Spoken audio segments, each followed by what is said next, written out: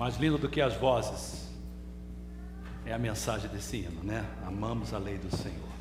Abra sua Bíblia comigo, por favor, no livro de Hebreus. Nós vamos falar dessa manhã de correndo a carreira cristã.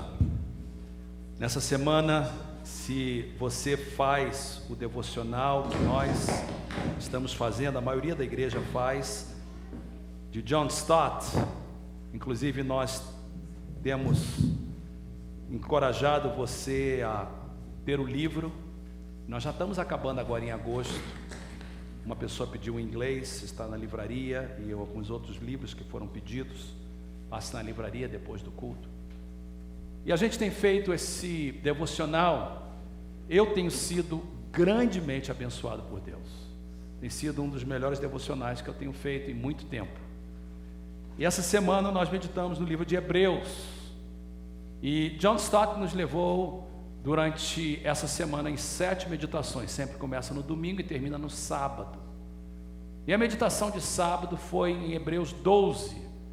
E eu, preparando a mensagem, fiz adiantado, porque eu queria usar o de sábado como meditação para nós no dia de hoje.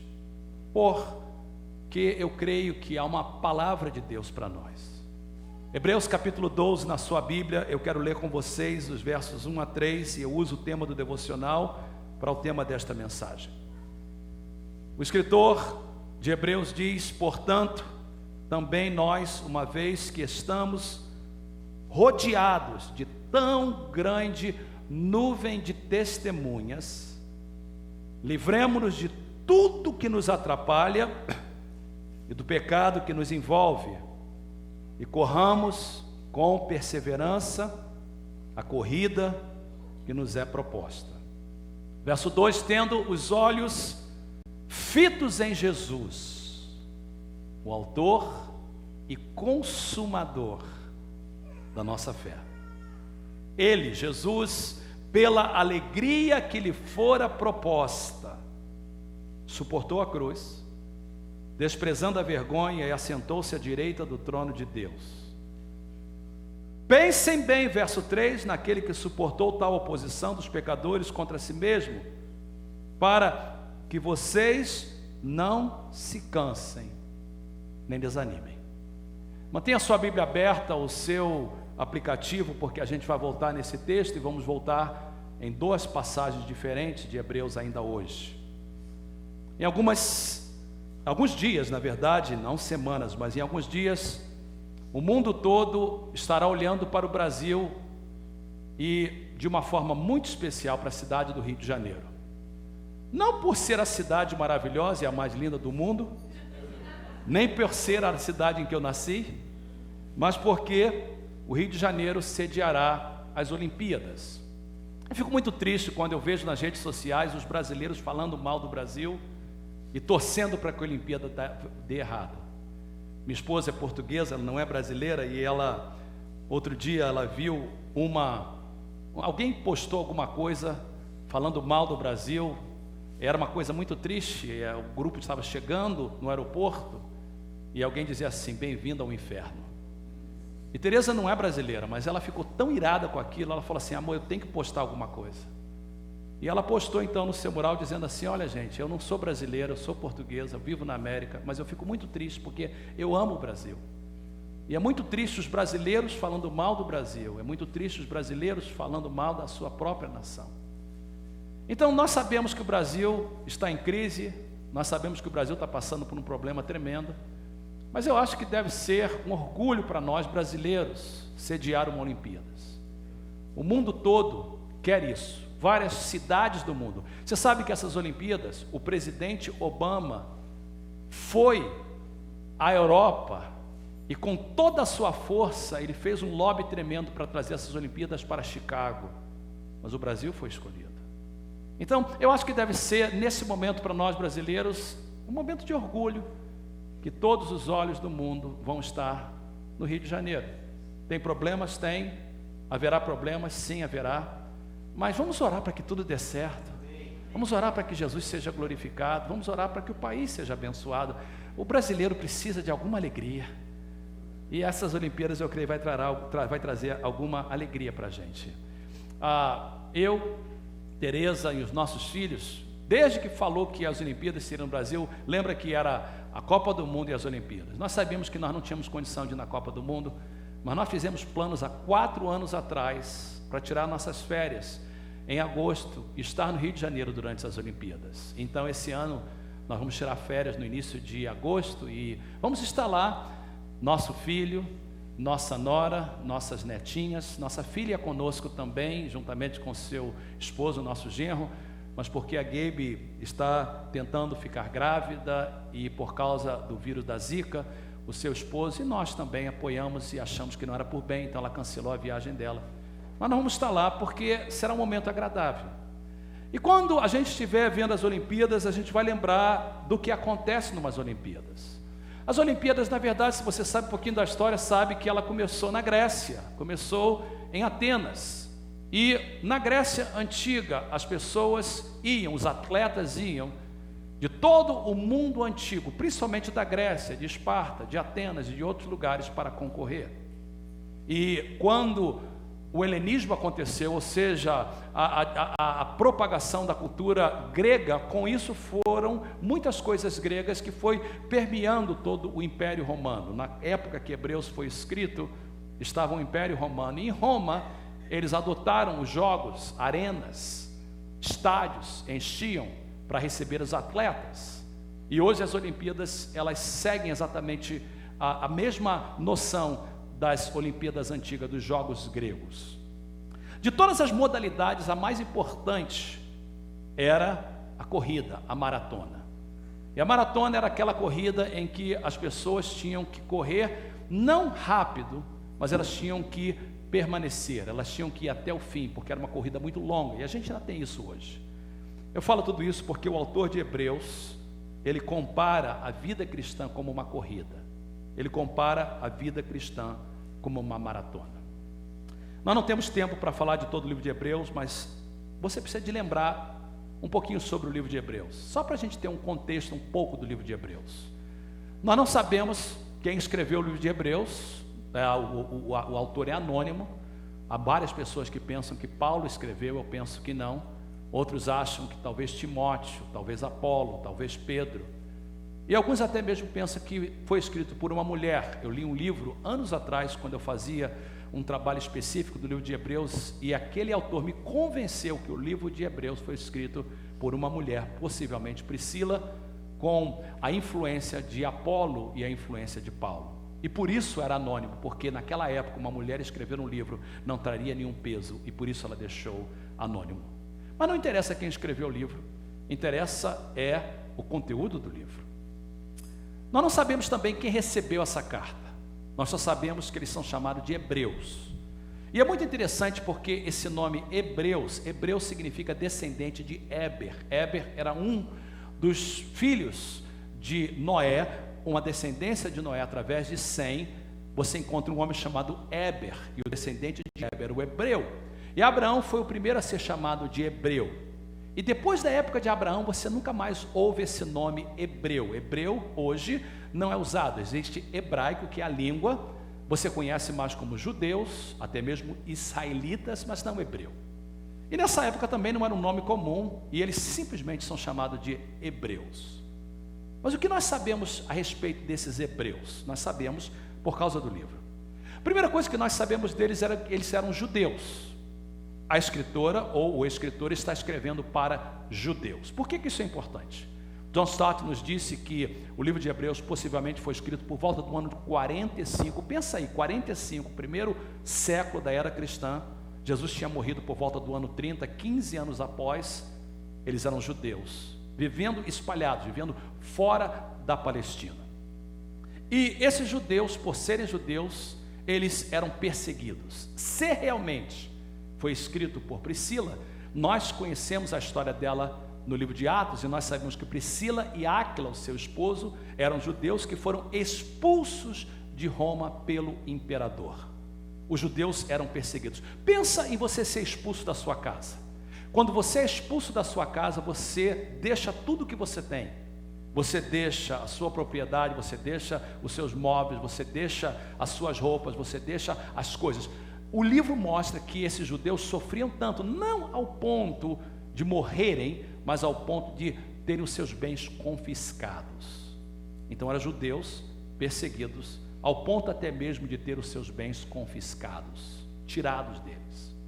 Segunda coisa que nós sabemos deles é que eles eram cristãos. É o que nós chamamos hoje de judeus messiânicos. Eles tinham feito uma profissão de fé e tinham acreditado que Jesus era o Messias deles. Então, judeus cristãos, por ser judeus, eram perseguidos pelos romanos, pelos gentios.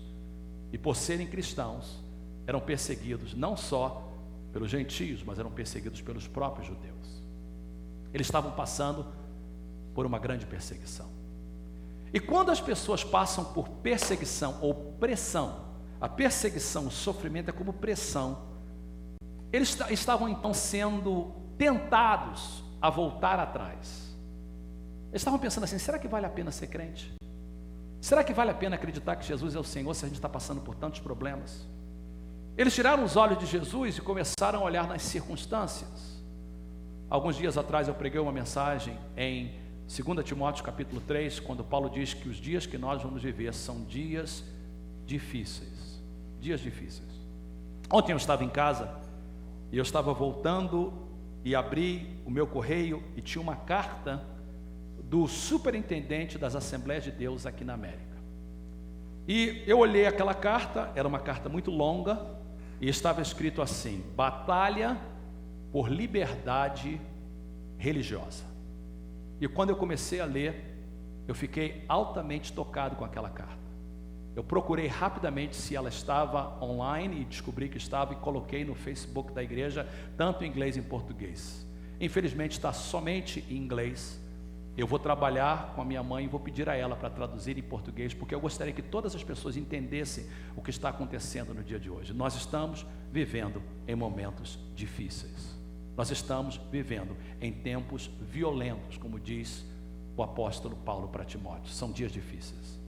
E nessa carta, o superintendente das Assembleias de Deus, Dr. George Wood, um homem de Deus, um homem inteligente, um homem sábio, ele diz para a gente o seguinte: ele diz: olha, cuidado, porque o que está acontecendo na América vai piorar.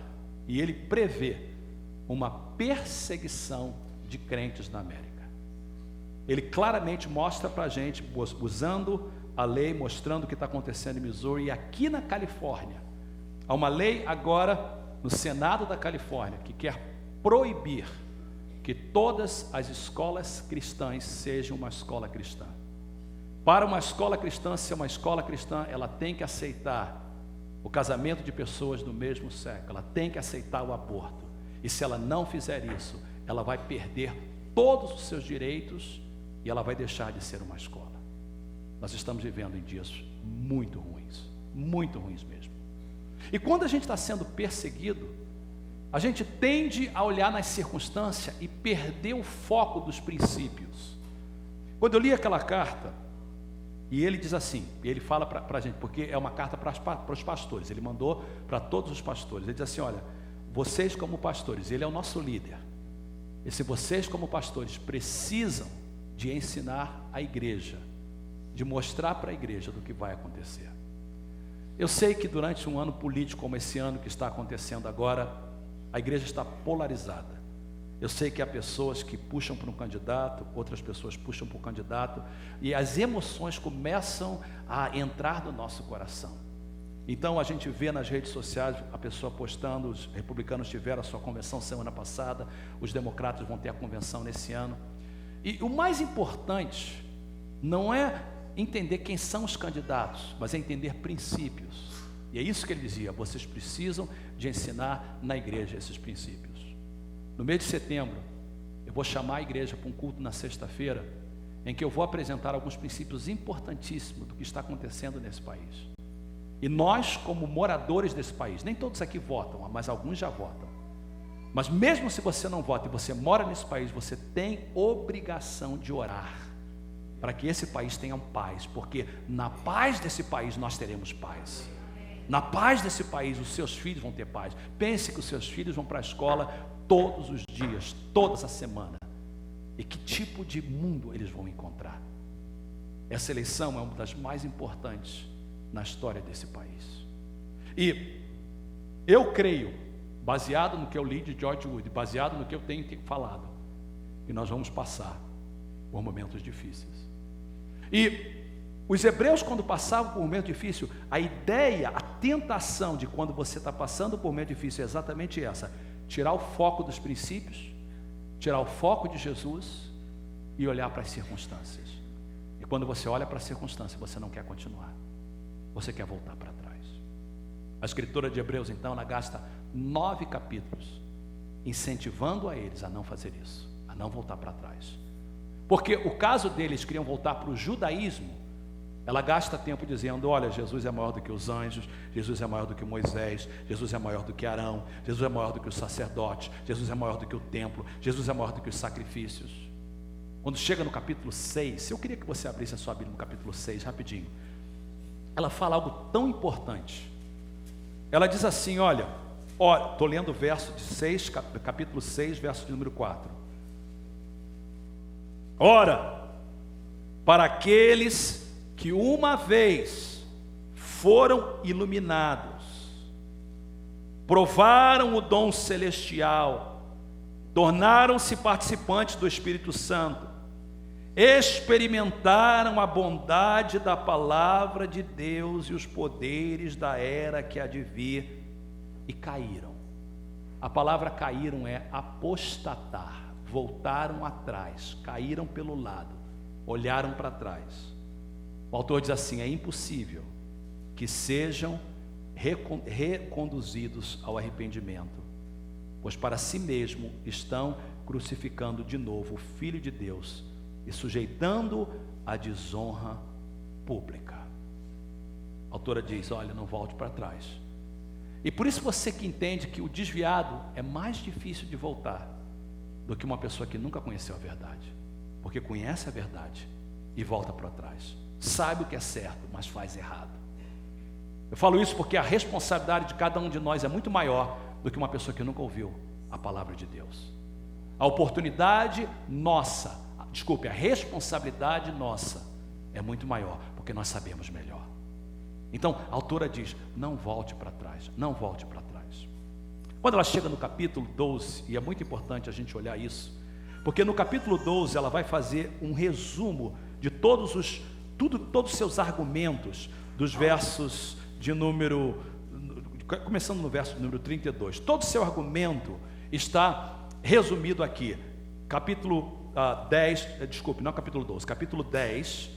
versos 32 a 39, a referência está aí para vocês, 10, 32 a 39, ela diz o seguinte, olha o contexto da passagem: lembrem-se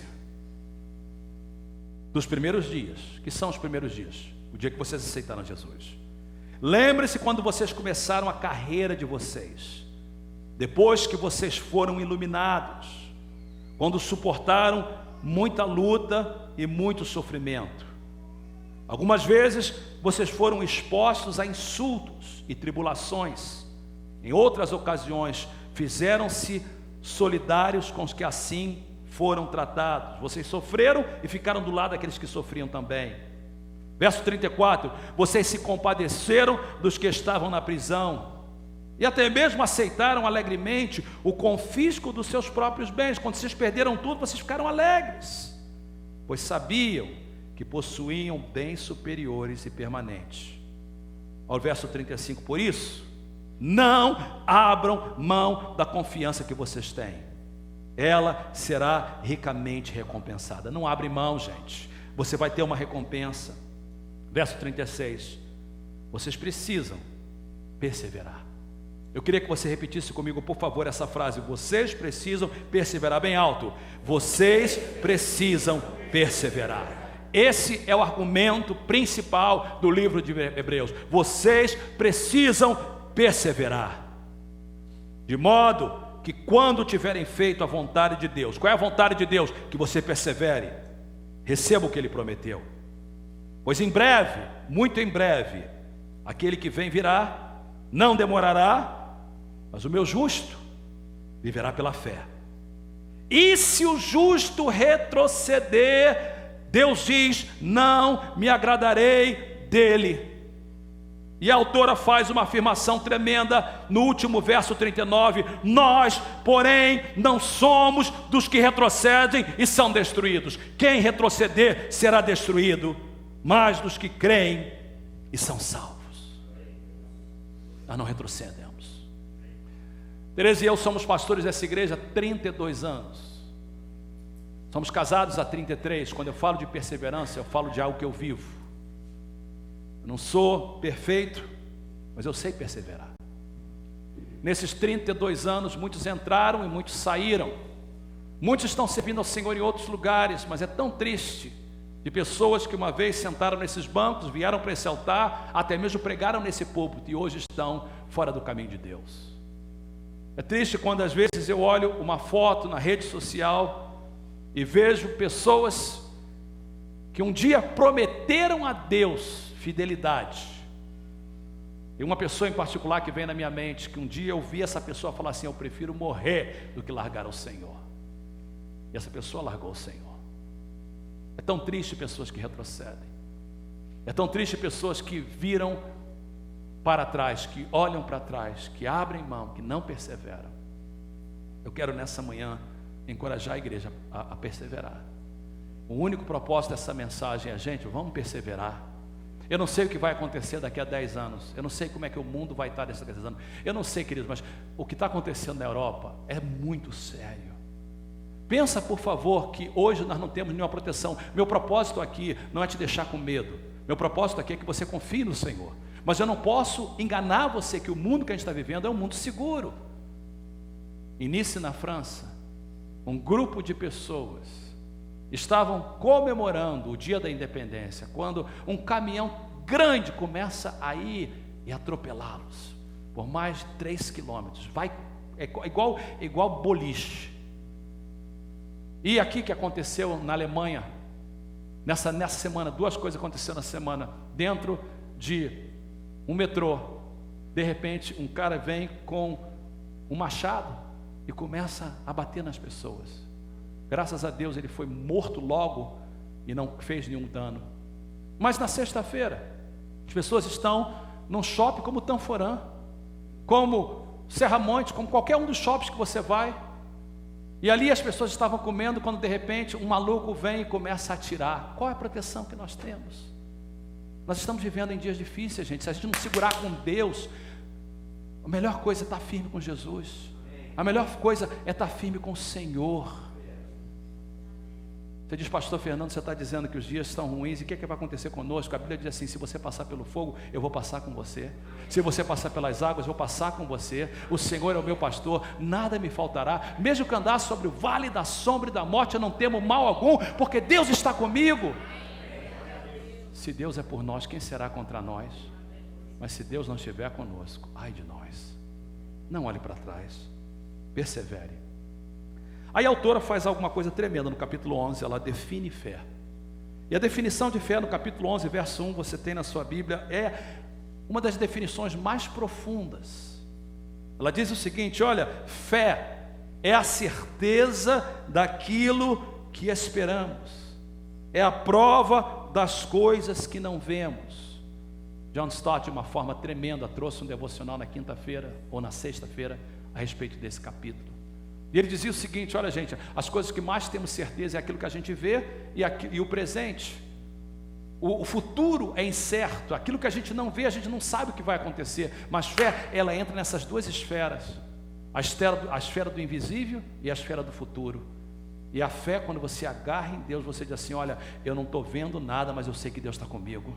Eu não sei o que vai acontecer, mas eu sei que tudo vai dar certo, porque Deus está em controle da minha vida. É isso que dá força para a gente acordar. Aí no capítulo 11 ele dá uma lista de pessoas que viveram por fé. Agora, quando você olha essa lista de pessoas, você sabe que a lista de pessoas não é a lista é chamada de os heróis da fé. E você começa com Abraão e você diz: tudo bem, Abraão é herói da fé.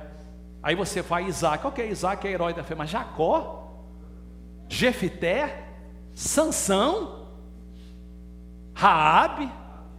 E você vai notar que eram pessoas como eu e você. Alguns eram profetas, alguns eram reis, alguns eram grandes homens e mulheres de Deus, mas outros eram pessoas comuns como eu e você, dona de casa, trabalhador, mas que perseveraram. Tiveram dificuldade, mas foram até o fim. Aí quando você chega no capítulo 12, a autora começa dizendo assim: olha gente, tem uma carreira que a gente tem que correr. Há uma carreira para a gente correr.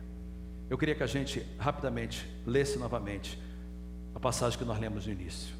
Então ele diz assim: portanto também nós, eu quero que fique bem claro, por isso eu quero repetir várias vezes, portanto também nós, uma vez que estamos rodeados por tão grande nuvem de testemunhas, livremo-nos de tudo que nos atrapalha e do pecado que nos envolve e corramos com perseverança a corrida que nos é proposta. Muito interessante como a Bíblia compara a nossa vida cristã como uma corrida. O apóstolo Paulo em 2 Timóteo capítulo 4, 7 e 8 diz: combati o bom combate, acabei a carreira. Note que Paulo também considera a vida cristã uma carreira. E quando ele chega no final, porque nós sabemos que o livro de Timóteo foi o último que Paulo escreveu, e possivelmente essas palavras de Paulo aconteceram um pouquinho antes da sua morte, ele pôde dizer: eu acabei a carreira, eu guardei a fé, e agora Deus vai me dar uma coroa de justiça que está guardada para mim, a qual o Senhor justo e juiz me dará naquele dia. Mas não é só para mim, é também para todos os que amarem a sua vinda, é para a gente também. Esse mesmo Paulo diz em outra passagem uma coisa muito interessante, diz assim: não sabeis vós, os que correm no estádio, todos na verdade correm, mas um só leva o prêmio. Correis de tal maneira para que o alcanceis. No verso 1 que nós lemos, e agora eu coloco para você, eu quero que você note a palavra que eu sublinhei, porque você pode ver claramente que em Hebreus capítulo 10 ele diz assim: olha gente, vocês precisam de ter perseverança. E essa palavra perseverança novamente é repetida no verso 1 do capítulo 12.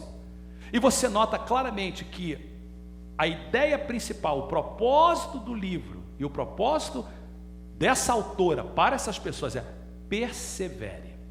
É muito interessante porque essa palavra perseverança em outras Bíblias é traduzida de forma diferente. Na Almeida, ela é traduzida como que a gente precisa de ter paciência na corrida que nós estamos correndo. Eu gosto muito de William Barclay, eu gosto de ler comentários, e eu encorajo você, quando você quer entender uma melhor passagem, de você ler um comentarista. E o comentário de William Barclay nessa passagem é um comentário bem interessante. Ele diz o seguinte sobre essa palavra: ele diz assim: olha, essa palavra perseverança, traduzida também como paciência, não significa uma paciência passiva, ou seja, não é ficar sentado e aceitar as coisas que vêm a nós, mas é um tipo de paciência ativa. Não é algo romântico que nos dá asas para voar sobre as dificuldades. Não, não, não. É uma determinação que não se apressa, mas também não se acomoda, que vai em frente e não aceita ser detida por nada. Obstáculos não intimida e desânimo não tira a sua esperança. É perseverança que continua e que nos leva até o fim. Eu queria que você olhasse mais uma vez essa definição, porque esse é o propósito da mensagem hoje. É isso que Deus está esperando de nós. Deus está dizendo para nós assim: olha, você tem que correr essa corrida, mas você só vai correr essa corrida se você tiver perseverança. E perseverança não é uma paciência passiva. A palavra paciência no português é uma palavra passiva. Tem paciência, fica esperando. Não, por isso que ela é traduzida pela NVI de perseverança. É algo ativo, é algo que não se apressa, mas também não acomoda. É algo que acredita, é algo que diz: eu vou até o fim, nada vai me largar, eu vou chegar até o fim. O meu propósito nessa manhã com essa mensagem é encorajar a cada um de vocês de ir até o fim. Um dia, tão certo como você está ouvindo a minha voz, você vai estar perante Deus. Um dia essa vida vai acabar. Eu tenho dado a minha vida para te preparar para chegar até o fim. Durante os nossos 32 anos de pastores dessa igreja, muitas pessoas abandonaram a carreira. Em nome de Jesus, não abandone a carreira. Em nome de Jesus, não deixe nada abandonar a carreira e o propósito de Deus para a sua vida. Se você não pegar nada do que eu falei hoje, pegue isso. Deus quer que você persevere. Eu fico muito contente de pessoas que foram batizadas. Eu vejo a Vera que foi batizada há pouco tempo. No mês de setembro nós vamos ter mais um batismo. Já tem 2 pessoas para serem batizadas em setembro. Eu gostaria que você que aceitou Jesus, está vindo no grupo, seja batizado e comece a vida cristã. Mas deixa eu falar uma coisa, começar é bom, mas o mais importante é terminar. Eu quero chegar lá em cima e ver a Vera. Eu quero chegar lá em cima e ver você. Eu quero chegar lá em cima e ver as pessoas que estão sendo ganhas no grupo de conexão. A razão que a gente está indo para as casas não é porque a gente não tem o que fazer. A razão que a gente está indo para as casas não é porque a gente quer comer pão de queijo. A razão que a gente quer ir para casa não é para a gente ter comunhão somente. A razão que a gente está indo para as casas é para ganhar alma para Jesus, cuidar dessas almas e ver essas almas sendo resgatadas por Deus e chegando no céu. E Deus está dizendo para nós, perseverança. A razão que a gente investe nas crianças, a razão que o pastor Max vai sair aqui e vai com essas crianças, a Rosângela que abandona tudo que ela tem, tudo a sua casa, o seu esposo vai ficar sem comida, e ele vai ter que se virar, ele vai para a casa de alguém. Mas por que ela faz isso? Porque a gente está investindo nos seus filhos, a gente quer que seus filhos sirvam ao Senhor, que eles fiquem na igreja, que eles sirvam a Deus e eles vão para o céu. É isso que a gente quer. A razão que a gente investe nos nossos jovens é por isso. Então, em 5 minutos para terminar, porque eu quero terminar na hora, como é que a gente vai perseverar? Mas de acordo com essa passagem, existem 3 formas que a gente precisa de fazer para poder perseverar. Olha o que diz no capítulo número 1, diz assim: portanto, nós também, pois que estamos rodeados de uma tão grande nuvem de testemunhas. Eu queria que você pensasse numa carreira. Então vamos pensar agora nas Olimpíadas. Aqui está a carreira que você vai correr. E a Olimpíada vai ser 5 quilômetros. Vamos dizer que você vai correr 5 quilômetros. E a primeira coisa que o autor diz assim: essa carreira de 5 quilômetros representa a sua vida cristã, sua vida com Deus. E você vai começar essa carreira e você tem que chegar até o fim. E ele diz assim: a maneira que você vai chegar até o fim, primeiro você vai lembrar das testemunhas. Quem são essas testemunhas? São as pessoas que correram antes de você, chegaram ao fim e agora estão nas arquibancadas do estádio, torcendo por você. Quem são essas pessoas? Hebreus 11, são os heróis da fé. Essas pessoas são Paulo, Tiago, João, Abraão, Isaac, Jacó, Sansão, Jefité, Sara, Rebeca, Raquel. São pessoas que correram antes de você. Talvez seja a sua avó que serviu ao Senhor e já está na glória. Eu não sei se essas pessoas estão lá em cima olhando para a gente. Algumas pessoas acham que sim, outros acham que não. Mas uma coisa que eu sei, essas pessoas, elas chegaram até o fim e estão dizendo para nós: você pode chegar também. Se eu cheguei, você pode chegar também. E essas pessoas estão aplaudindo a gente, estão torcendo pela gente, dizendo: chega até o fim. Nós estamos torcendo por você. É você lembrar que pessoas no mundo de hoje que estão sofrendo pelo Evangelho, não no futuro, mas agora, crentes em países muçulmanos estão perdendo as suas cabeças. Crentes na China que sofrem até hoje por servir ao Senhor. Crentes em várias partes do mundo que são perseguidos. E essas pessoas estão dizendo assim: olha, nós alcançamos, você pode alcançar também. Quando eu fui à China, eu fui buscar e conheci a igreja subterrânea. E eu descobri que esses crentes lá na China, eles não creem que haverá uma grande tribulação. Eles creem que eles já estão numa grande tribulação. Muitos deles são aprisionados por causa do Evangelho. E se você falar para eles assim: a igreja não vai passar pela grande tribulação, eles vão rir de você. Diz assim: vocês não conhecem, nós já estamos numa grande tribulação. Só que todos eles servem ao Senhor com alegria. E eles estão torcendo pela gente. Então, se você vai perseverar, olhe para as pessoas que estão perseverando, vivas e mortas.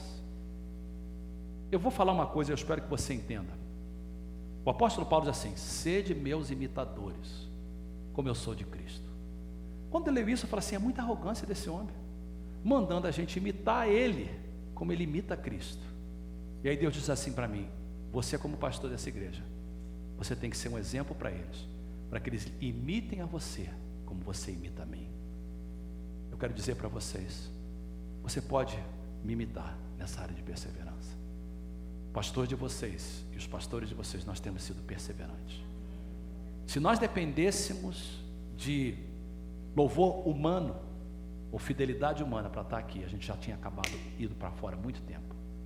Nós temos perseverado porque a gente crê que Deus tem uma obra para cada um de nós. Olhe para as pessoas que perseveram. Eu falo isso, eu sei que eu vou sair um pouquinho do contexto, mas é importante porque, por exemplo, hoje nós vivemos numa época em que as pessoas não são comprometidas com o casamento. Então hoje é raro você ver uma pessoa que está casada há 10, 15, 20, 30, 40, 42 anos. E a gente está vendo então que muitos casais, 5 anos, começam a separar, já buscam uma saída. Sabe por quê? Porque essas pessoas não colocam como seu padrão pessoas que estão perseverando. Então você que é casado de novo, sabe quem tem que ser seus amigos? Pessoas que estão casadas há muito tempo. Se você só tem um bando de amigos que já foram divorciados, nada errado quem foi divorciado. Deus abençoe e guarde a sua vida e te dê um bom casamento para você não divorciar mais. Mas procurem pessoas que têm sido vitoriosas naquela área que você precisa de ser vitorioso. Então, sede nossos imitadores. Olhe as pessoas que venceram no passado e no presente, para que você se inspire na vida delas. Para você perseverar, você precisa de inspiração. Quem você vai inspirar? Nas testemunhas. Segundo, a gente precisa de preparar para a corrida. Isso é muito importante. O texto é assim: deixemos todo o embaraço e o pecado, duas coisas que estão perto de nós, que nos rodeia. Engraçado, pecado e embaraço. Embaraço não é pecado. Embaraços são coisas que nos embaraçam. É excesso de peso. Um corredor, por exemplo, se ele corre, ele tem que ter o sapato certo, a roupa certa. Se ele correr de jeans, ele não vai correr muito tempo. Por isso que você vê que os corredores de maratona, eles usam aqueles shortinhos, eles usam uma camiseta e eles vão correr, porque eles não precisam de peso. A pergunta que eu penso para você, que eu quero que o Espírito Santo fale contigo agora é o seguinte: pense agora, quais são os embaraços que estão na sua vida que impedem você de perseverar? Quais são os embaraços? Tem uma pessoa em particular que cantava num grupo de louvor, e essa pessoa não vem à igreja há um tempo. Eu procurei saber por quê. Ela disse assim: porque eu estou trabalhando no domingo de manhã. Esse trabalho não é de Deus, é um embaraço. Pastor, mas eu tenho que trabalhar. Mas não domingo de manhã, porque domingo de manhã é o seu dia de vir para a casa do Senhor. Se um trabalho te tira da igreja no domingo de manhã, eu estou aqui para te dizer que é um embaraço. Pastor, mas eu preciso. Você precisa de Deus. E o Deus que te dá o trabalho para o domingo de manhã pode dar domingo à noite. Se você honrar a Deus, Deus vai te honrar. A Bíblia diz assim: eu honro todos aqueles que me honram, diz o Senhor. O embaraço pode ser uma situação, o embaraço pode ser um amigo. Tem pessoas que pegam a gente, a nossa vida, e essas pessoas não deixam a gente progredir na vida cristã. Embaraço, larga isso, abandona isso. Pode ser pessoa, pode ser amigo, pode ser uma situação, pode ser um trabalho, pode ser uma televisão. Talvez não é pecado, mas é um embaraço. Eu quero que o Espírito Santo fale com a gente essa manhã. Quais são as coisas que estão trazendo embaraço para a gente, que não estão permitindo a gente correr a nossa vida cristã? Segunda coisa que ele fala é pecado. E a gente sabe, não precisa gastar muito tempo nisso. Pecado sempre vai tirar a gente de Deus. Pecado sempre nos afasta do caminho que a gente quer correr. Seja o pecado da mentira, seja o pecado da incredulidade, seja o pecado do orgulho, seja o pecado da pornografia, pecado sexual, idolatria. Então, não deixa que o pecado te tire do alvo. A terceira coisa que a autora diz, e com isso eu concluo, ela diz assim: olha, para você perseverar, você precisa de manter os seus olhos no lugar certo. Olha o que diz os versos 2 e 3. Tendo os olhos fitos em Jesus, autor e consumador da nossa fé. Jesus pela alegria que lhe fora proposta, suportou a cruz, desprezando a vergonha, assentou-se à direita do trono de Deus. Gente, pensem bem naquele que suportou tal oposição dos pecadores contra si mesmo, para que vocês não se cansem nem desanimem. Terceira coisa que nós temos que fazer então é colocar os nossos olhos fitos em Jesus, autor e consumador da nossa fé. Então, vamos voltar aqui à analogia da corrida. Você vai começar a correr a sua vida cristã, você olha para o lado e você vê as pessoas que correram antes de você e que chegaram até o fim. Essas pessoas estão te aplaudindo e torcendo por você. Você vai começar a sua carreira, você abandona então todo o embaraço, todo o pecado, porque você precisa de correr e chegar ao fim. Você diz: eu não posso deixar que nada me atrapalhe, porque não é velocidade, eu preciso de chegar até o fim. E aí, para você chegar ao fim, a autora diz assim: você tem que manter os seus olhos na reta final. E na reta final, quem você encontra? Você encontra Jesus. Você encontra o nosso Senhor Jesus, que sofreu por nós, é o assunto de Hebreus, que passou por tudo por nós. Ele se fez sacrifício por nós, ele foi uma cruz por nós. Mas a autora diz, olha o que diz no verso de número 3, muito importante essa passagem. Ele diz assim: olha, Jesus, quando ele sofreu, ele suportou a cruz, desprezando a vergonha. Por que ele fez isso? Por causa, ali na segunda frase, pela alegria que lhe fora proposta. Ou seja, quando Jesus correu a sua carreira, como nós vamos correr também, ele correu olhando naquilo que estava lá na frente. Ele olhava para nós, ele olhava para você, ele olhava para mim, ele falava assim: olha, eu vou sofrer, mas vale a pena, porque o Fernando vai ser liberto por causa do meu sofrimento. O Humberto vai ser liberto por causa do meu sofrimento. A minha igreja será salva por causa do meu sofrimento. O homem terá acesso a Deus por causa do meu sofrimento. Isaías 50 diz assim: ele verá o trabalho da sua alma e ficará satisfeito. Então Jesus sofreu porque ele olhava para o final. E ele diz o seguinte: se você quiser perseverar, você tem que olhar e manter os seus olhos fixos em Jesus. A palavra original, quando diz olhando para Cristo, está falando assim: olha para Ele e não tira os olhos dele. Seus olhos não podem estar no pastor Fernando. Você pode imitar o que eu faço certo, mas os seus olhos não podem estar em mim. Os seus olhos não podem estar no irmão que está ao seu lado. Nossos olhos estão em Jesus. Diz que Ele é o autor e o consumador da nossa fé. Eu gosto muito dessa palavra, autor e consumador. Ele começa e Ele consume a nossa fé. Ele mantém a nossa fé. Você olha para Jesus e você olha para aquilo que vai estar lá na frente. Sabe por que eu sirvo a Deus? Porque Jesus morreu por mim, mas porque eu também quero ir para o céu. E eu sei que o céu será maravilhoso. E eu quero uma recompensa, eu quero o meu galardão. E toda vez que eu sirvo ao Senhor, eu sei, lá na frente haverá um galardão para mim. Mantém os seus olhos na frente. Hebreus 10 diz assim: não olhe para trás. Se ele olhar para trás, a minha alma não tem prazer nele. Queridos, talvez eu e você nunca ganharemos uma medalha. Talvez a gente nunca vai participar de uma Olimpíadas ou uma maratona. Mas há uma promessa de Deus para nós, e eu queria que você olhasse essa promessa para mim terminar. Ela é encontrada no livro de Isaías, no capítulo 40.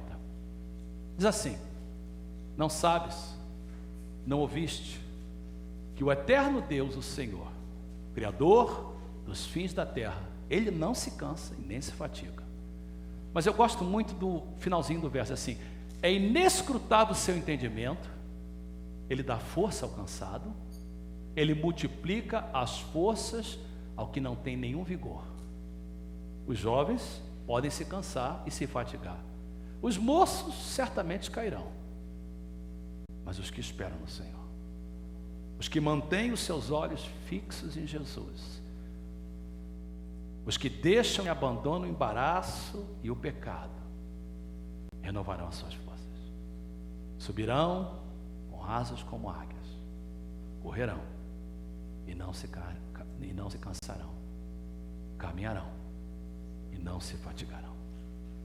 Meu desejo é que eu e você cheguemos até o fim. Palavra de Deus para nós essa manhã: persevere, não olhe para trás. Deus tem uma obra para você. E Ele quer que você chegue no final. Feche seus olhos, cobre a sua cabeça, por favor.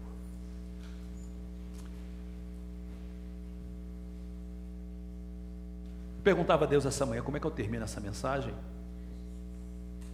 No culto das 11h30. E a gente tem várias formas que a gente pode terminar essa mensagem.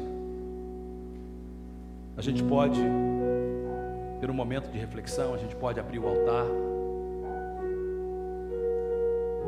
Mas, orando esta manhã, eu senti que esse seria um momento muito especial e muito individual, em que Deus está falando com a gente, em que Deus está ministrando no nosso coração. Eu não sei aonde você está no seu caminhada com Deus. Alguns de vocês nunca começaram uma vida com Deus ainda. Alguns de vocês precisam de começar a andar. Alguns de vocês começaram bem, mas você, na carreira com Deus, você está quase parado. E o Espírito Santo mandou eu perguntar a você nessa manhã, o que está te atrapalhando a você correr? Quais são os embaraços na sua vida? E se há pecado que impede você de correr? Será que a bebida, o vício da bebida está impedindo você a crescer? Há duas pessoas nesse santuário, o Espírito Santo me diz que você não cresce mais espiritualmente por causa do vício. A bebida para você não é algo que você tem prazer. Você acha que é prazer, mas é um vício que tem impedido você de progredir na sua vida espiritual. Alguns, na sua vida espiritual, você não tem conseguido progredir porque você tem amizades que não estão sendo de bênção para você. São pessoas agradáveis, são pessoas que você gosta, mas são pessoas que estão te puxando para fora do propósito de Deus. E você tem que fazer uma escolha. E a escolha é: eu vou me render a Deus ou eu vou me render a essas pessoas? Eu vou pedir que o grupo de louvor volte nesse momento. O William e o grupo esteja aqui. E eu vou pedir que a gente cante aquele hino novamente, o quarto que nós cantamos, que diz: eu me rendo, eu me rendo. E eu creio que essa é a palavra de Deus para nós essa manhã. A palavra de Deus para nós é: nós nos precisamos nos render. Nós nos precisamos chegar na presença de Deus e render a Ele.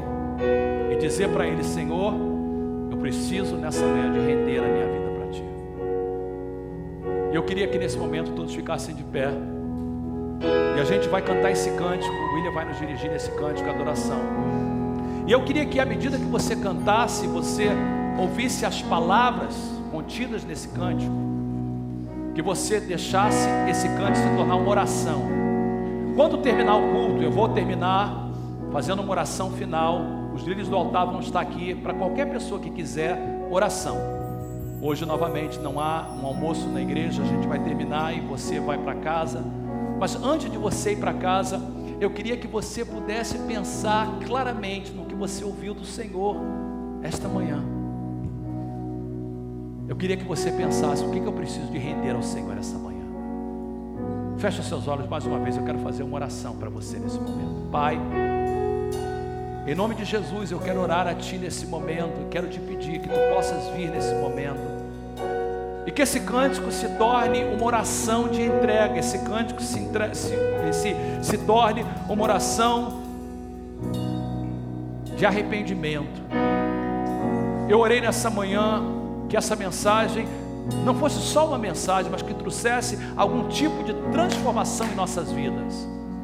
E a minha oração é que cada pessoa que ouviu essa mensagem possa trabalhar em alguma área para que transformações aconteçam e você possa perseverar. Eu dou a minha vida, eu tenho dado a minha vida para cuidar de você e para que você chegue no céu. Eu preciso que você abrace essa palavra e diga: eu não vou olhar para trás, eu vou perseverar, eu vou até o fim e vou cumprir o propósito de Deus para mim. Vamos cantar esse cântico nesse momento.